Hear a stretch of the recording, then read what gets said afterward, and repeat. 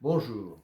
Cynthia Moscovitch est une auteure brésilienne dont les ouvrages, les romans et nouvelles ont souvent été primés au Brésil. J'ai choisi aujourd'hui un extrait d'une nouvelle qui relève de la littérature de jeunesse, dont le thème principal est l'ostracisme. Cette nouvelle est tirée de la revue Pessoa, dont j'ai eu l'occasion de vous parler. Cette revue a été éditée lors du Salon du Livre 2015 par Mirna Queiroz, directrice de la revue Pessoa, en collaboration avec le professeur José Leonardo Tonus. Les choses ont très mal tourné le jour où nous avons gagné 7-0 contre la classe 517.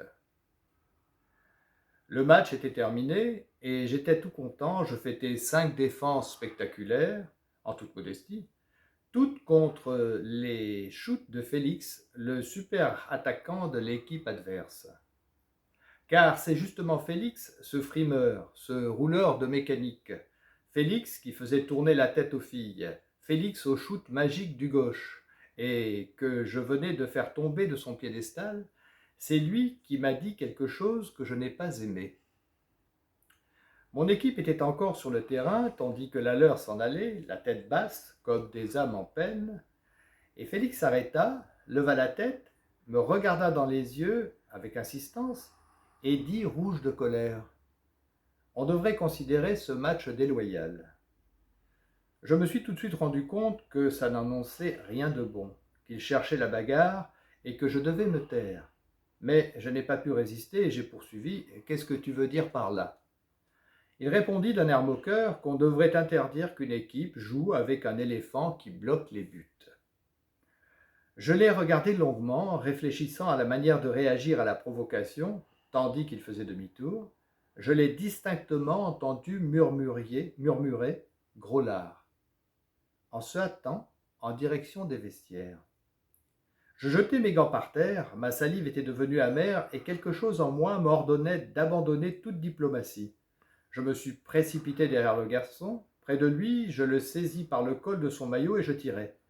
Il tourna la tête et, en tentant de se libérer, il dit ce qui signait son arrêt de mort.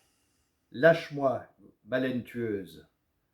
Ma haine m'aveugla, et aveuglé, je me souviens seulement de fermer le poing, et ce furent 3 coups de poing comme je n'en avais jamais donné à personne.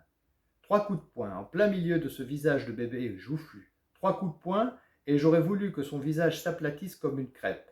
Seulement 3 coups de poing, et pourtant j'avais envie d'en donner plus, beaucoup plus, jusqu'à le réduire en purée. Je ne me suis arrêté que parce que ma main me faisait très mal. Et, surpris de moi-même, je vis que Félix était par terre, son nez et sa bouche saignaient, et, appuyé sur un de ses coudes, il me regardait avec épouvante.